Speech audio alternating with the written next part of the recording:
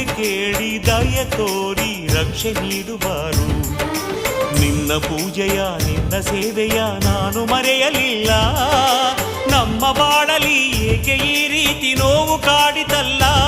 Veerabhadra Veerabhadra Veerabhadra Veerabhadra Veerabhadra Veerabhadra Veerabhadra Veerabhadra.